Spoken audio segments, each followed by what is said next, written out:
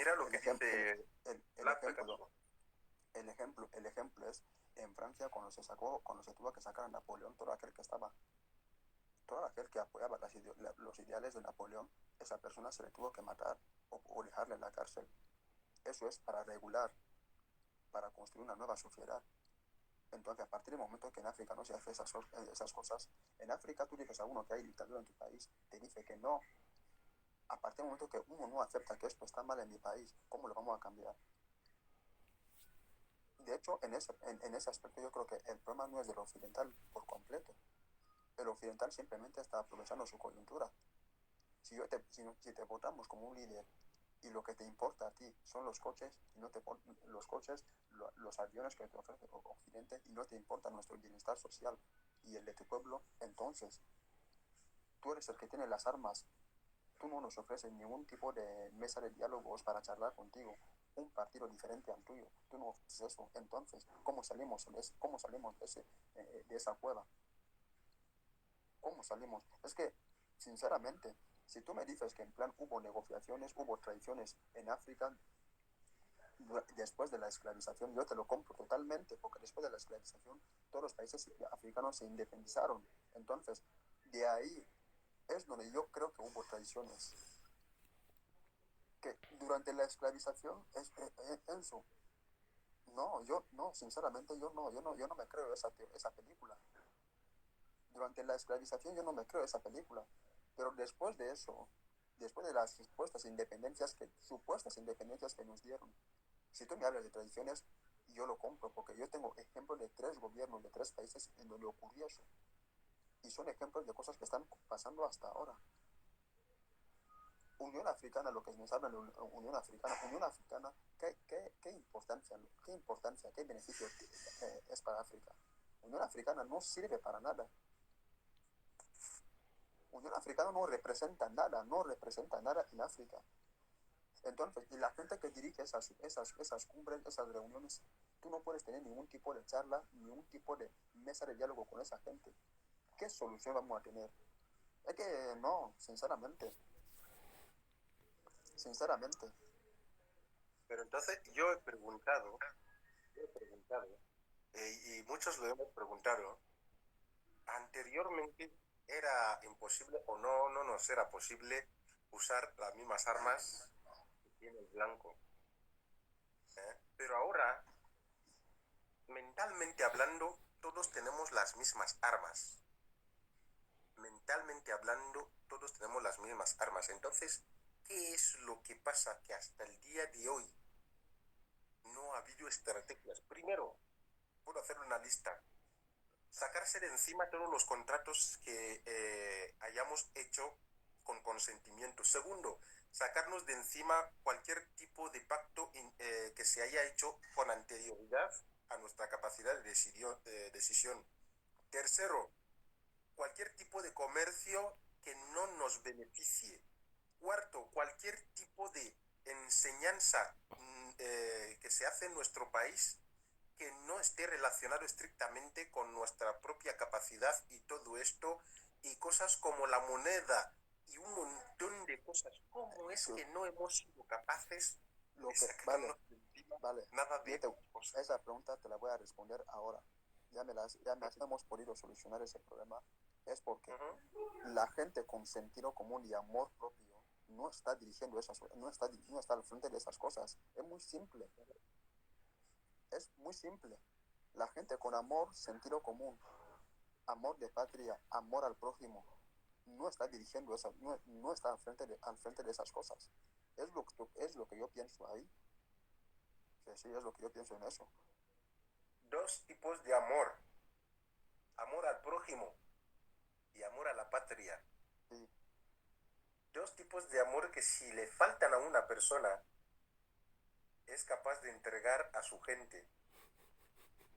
Entonces, de hecho, yo te he dicho, si es que no se puede solucionar eso, es porque la gente que está dirigiendo, la gente que está al frente, no tiene ni esa empatía, ni amor propio, ni a la patria. Es lo que yo pienso. Porque como, tal y como la gente lo dice, o Mobutu, como se llame, no sé qué, si traicionó a Lumumba, no creo que sea culpa de otros congoleses.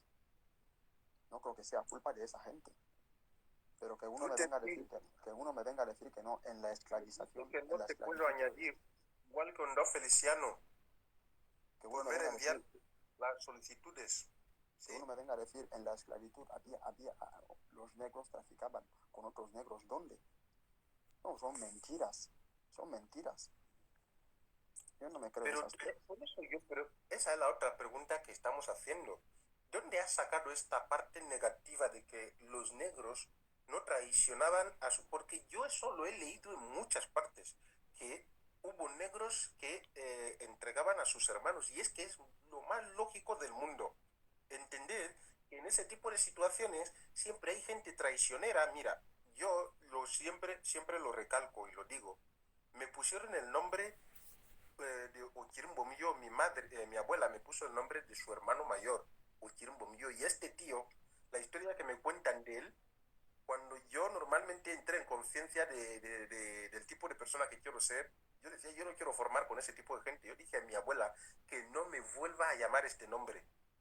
¿Por qué? Porque era un tipo que salía, si encontraba que hay una persona que tiene un clan en algún sitio y él es el que manda ahí, él es el fuerte de ahí, va, llega, le reta, le dice, oye, tú, para que se sepa que tú sí que eres realmente el fuerte de aquí, vamos, yo te reto.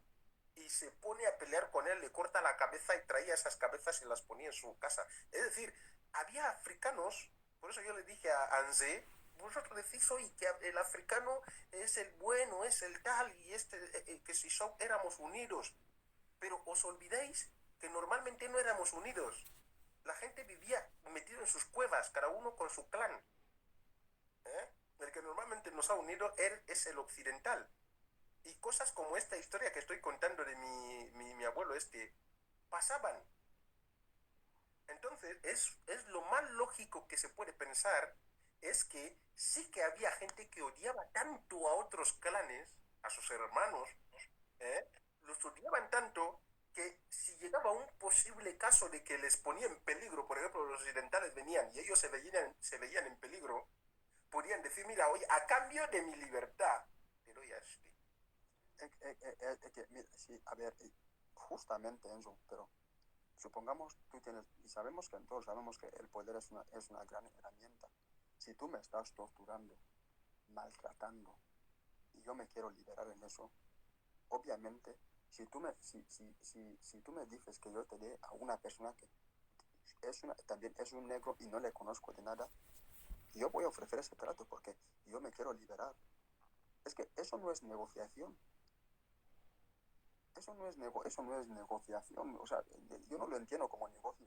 No lo entiendo. Simplemente yo entiendo que una persona está siendo torturada, maltratada y se le da una opción para que por lo menos se sienta libre. Hay que aceptarlo. Hay que aceptarlo. Eso no es negocio. En donde yo puedo entender que hubo esas negociaciones es después de la esclavitud. Cuando después de cuando esos países tuvieron sus independencias, es donde yo puedo entender que hubo negociaciones, pero durante la esclavitud, yo no puedo entender eso, sinceramente. No lo termino de entender. Me cuesta mucho entenderlo.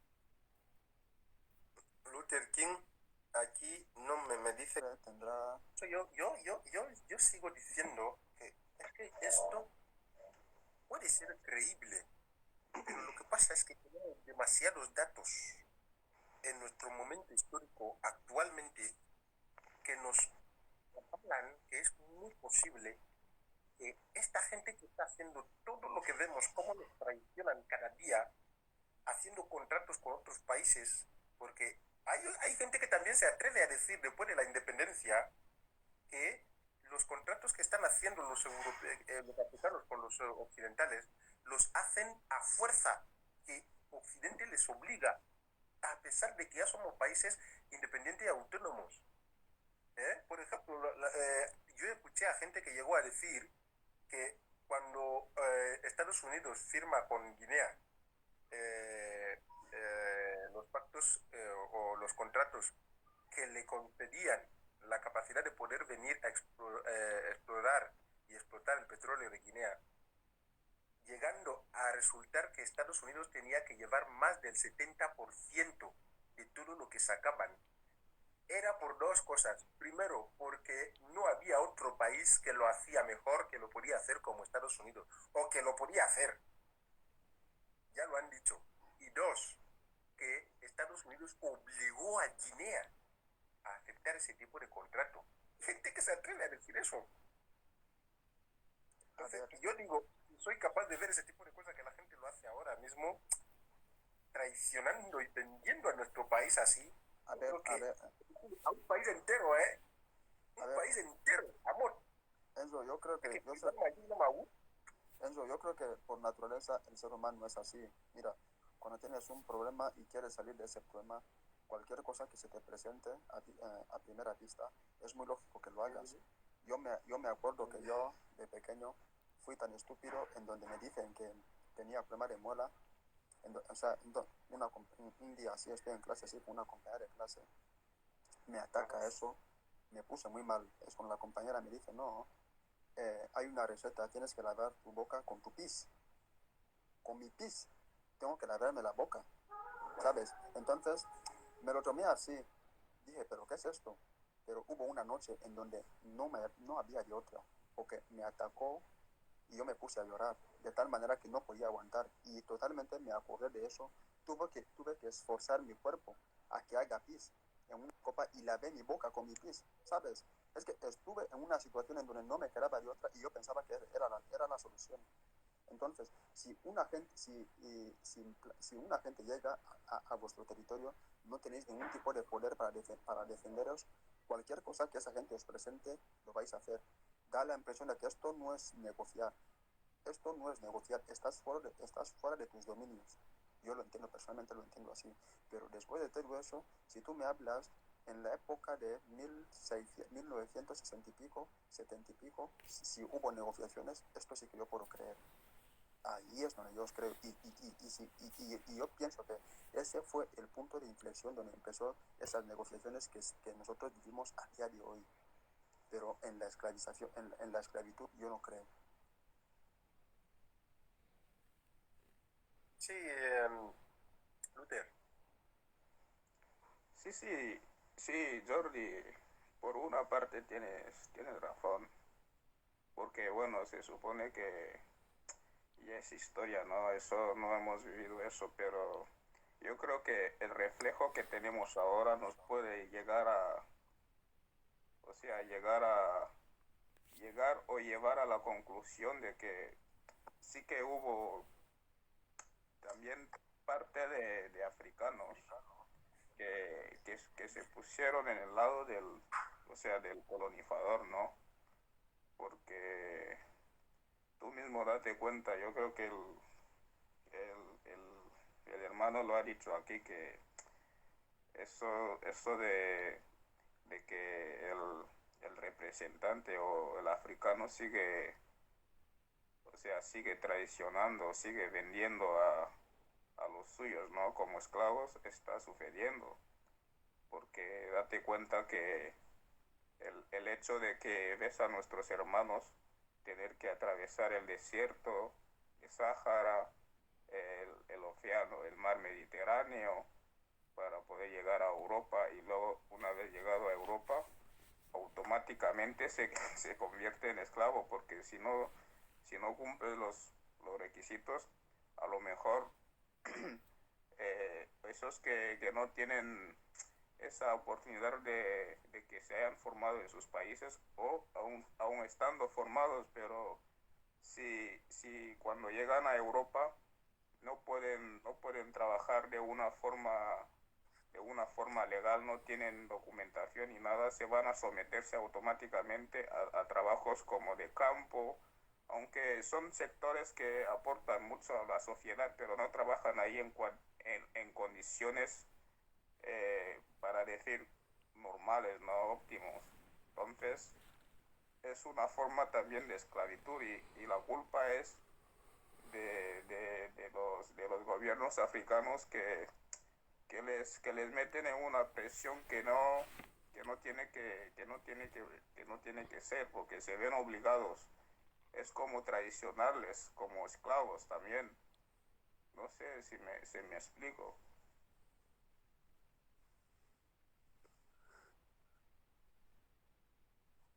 Sí, se te entendió perfectamente, pero a pesar de eso, sigo creyendo que estás equivocado.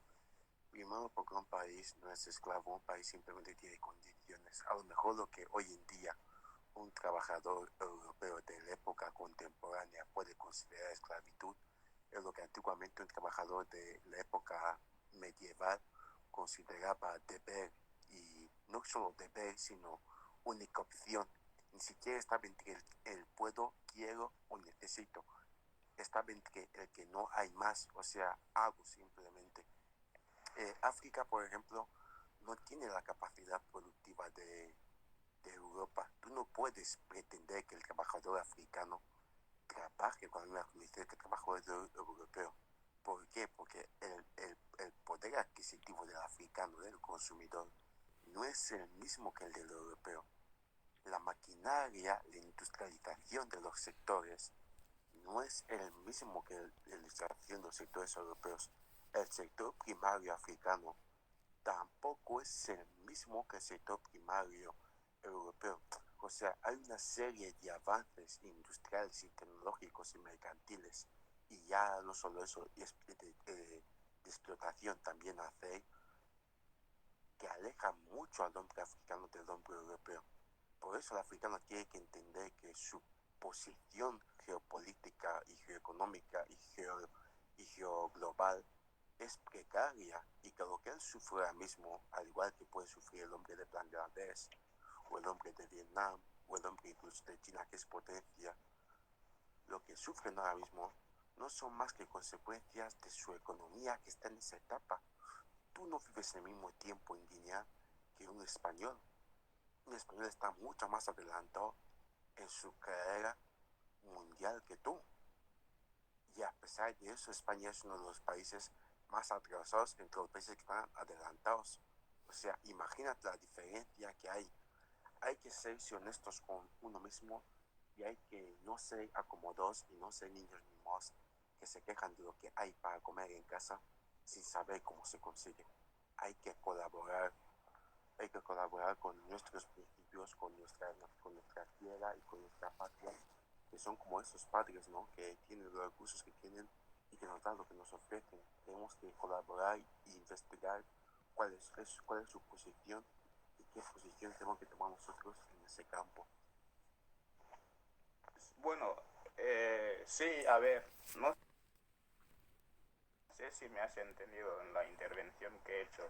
Yo hablaba o sea, de las fuerzas que provocan los flujos esos de, de, de la, de ese tipo de migraciones que llega a esclavizar a nuestros, ¿sabes? A nuestros paisanos africanos. Yo no digo que tienen que exigir los mismos derechos como los trabajadores españoles, europeos, ¿sabes? Sino más bien estábamos hablando del tema de que los propios africanos se han traicionado a sí mismos eh, eh, a, o sea, a Occidente, ¿no? Porque, a ver, eh, actualmente no hace falta el europeo ya no le hace falta ni ir a África, ¿no? Para provocar esa situación, simplemente han establecido un sistema ahí de gobiernos que somete a los suyos, y los suyos, al no verse capaces de resolver esa situación, pues inmigran, y cuando inmigran a Europa, les tratan en Europa a veces como esclavos los primeros años para poder regular su situación, les meten en centros No, de entrenamientos y todo eso, ¿no?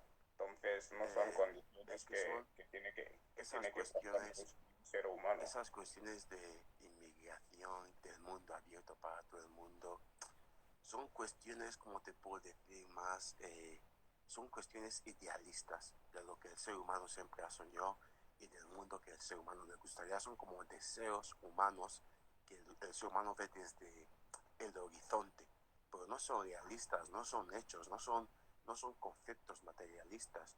Tú cuando estás en tu casa tiene un límite de recursos, tú tienes que calcular en tu casa cuánta gente puede comer en un plato y cuánta gente no puede comer, cuánta gente puede ayudarte a cocinar y cuánta gente no puede ayudarte a cocinar, y dependiendo del tiempo en el que tú estés, decidirás que entre más gente, que salga más gente, que entre más gente, que salga más gente, porque así funciona la economía, así funciona los países. Lamentablemente el mundo es limitado. Dios no fue bueno con nosotros, nos dio una tierra donde tenemos que pelearnos por los recursos, y es lo que pasa. Tú no vas a pretender que Europa deje a África hacer lo que quiera y Europa está ahí con lo que puede. No, un país sale a conseguir lo que hay y más allá de lo que tiene cerca. Y si ese país sabe que lo que hace el otro país, lo que el otro país consigue, es algo que no va a poder conseguir porque los recursos son limitados, ese país va a intentar entorpecer al otro país para que no llegue ese recurso antes que él y para que llegue antes que ese país. Y si sabe encima que la política que toma ese país perjudican de manera secundaria a las políticas que tiene que tomar él como país, va a intentar que la política que tome ese país sea las más óptimas para las suyas y para que las suyas puedan sobrevivir. Vivimos en un mundo globalizado donde el más fuerte ahora mismo pisa al más débil. Y siempre ha sido así. Francia, cuando Francia fue potencia del mundo, Francia elegía papas. Francia elegía leyes en otras naciones europeas. Francia elegía incluso quién ganaba una batalla o no. Francia elegía la economía de los países. Inglaterra ni te cuento. Inglaterra, cuando llegó a ser potencia en el mundo, conquistó y colonizó todo lo que pudo y mató todo lo que pudo y más. España fue la más, vamos a decir entre muchas comillas, pacífica porque estuvo más perdida en América. Pero desde siempre los países que han sido más poderosos han influido en sus contrincantes con más fuerza. España, que es el país que ha sido más influyente en todo el mundo, el más poderoso en todo el mundo, ¿me quieres decir que es el que menos mató gente? No quiero decir que es el que menos mató gente, sino que quiero decir que es el que menos coaccionó cuando tuvo poder. Porque España, cuando estuvo en las Américas, no estuvo tan implicada con las políticas de Europa. España se implicó en las políticas de Europa cuando perdió América. De hecho, España no se consideraba como parte de esto, de Europa. No se veía en ese mundo occidental europeo. España creció más en ese mundo español, América. Y cuando España pierde América, empieza a mirar de que ahora que le pierde América, ¿cómo hago Os dejo, para ya os encuentro más, por favor. Quiero hacer algo. Ok. Vale. ¿Cómo hago para avanzar? Y empieza a ver lo que hacen los países a su alrededor y se une a ellos. Porque España nunca ha sido un país pegado a las cosas que se hacían en Europa. Al contrario, los países de Europa perseguían lo que hacía España. Porque vieron cómo le fue España con América y dijeron, aquí tenemos África, que hemos estado yendo ahí de vez en cuando a coger recursos. Hemos colonizado un par de tierras, pues no lo hemos tomado tan en serio como hemos visto que España se lo ha tomado. Que España se ha parado a dividir países, a dividir diferentes territorios para crear ciertas jerarquías, ciertas empresas, las que pueden explotar esos diferentes países de manera distinta. Esos países hicieron lo mismo. Vamos a repartirnos esto en diferentes países para cada uno y vamos a explotar esos diferentes países según lo que queramos sacar y de la manera que lo queremos sacar. De hecho, la colonización de África viene incluso después de la de América, y eso que África ya se sabe que existe mucho antes que América y ya hay viajes a África mucho antes que América, y eso viene por la inspiración de Europa hacia España. Pues hasta que España no perdió Europa, España no miraba Europa, Europa miraba España. A ver, hemos mencionado aquí el libro de la leyenda negra de España, que no es solo de España, porque hay autores que contribuyeron a esta leyenda que no eran españoles. Y ahí puedes ver que España era realmente bestial a la hora de los tratos con los indígenas.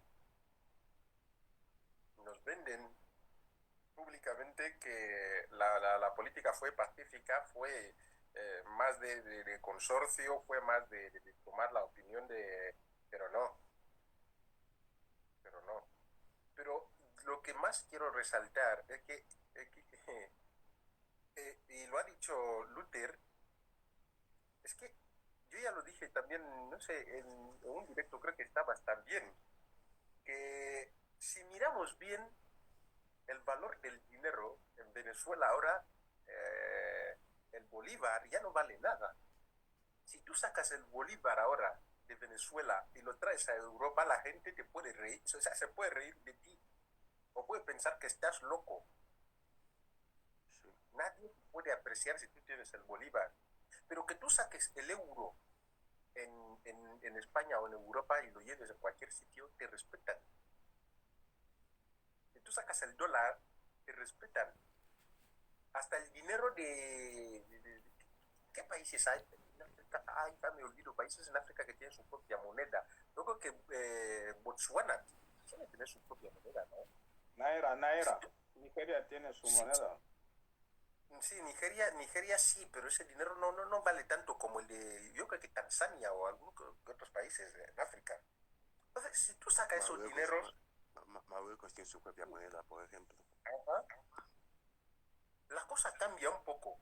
Por tanto, yo lo dije así, nosotros es que no valemos nada. Sí, efectivamente Gana tiene su propia moneda, es verdad. Nosotros no valemos nada. Somos como la moneda devaluada, tanto, que hemos quedado como el Bolívar. De manera que cuando salimos de nuestros países y venimos a Occidente, en realidad es que somos como que traicionados por nuestros propios representantes. De manera que cuando llegamos aquí ya no tenemos capacidad para poder negociar las cosas, sino que nos las imponen, porque tú negocias cuando estás en una posición de poder negociar. Cuando Guinea Ecuatorial salió en el mundo como un país que tiene dinero, tiene petróleo, y el petróleo está fomentando gran riqueza en nuestro país en los años 2005, 2006, 2007, que nuestro país era, vamos, que hasta los ingleses, todas partes del mundo querrían ir en Guinea, en África, para ir a hacer dinero. Nos respetaban. Donde tú llegabas y decían que eras guineano, te respetaban. Pero Sí, de ahí, en pocos años, ya está. ¿Qué han hecho nuestros dirigentes con nuestro dinero? Se han construido sus casas, se han comprado otras, vamos, que se han posicionado a ellos y a nosotros, ¿qué nos han hecho? Traicionado. Por eso, cuando llegamos a Europa, Yo, somos yo, esclavos. yo creo que no hay buenos dirigentes. De hecho, nunca he sido creyente de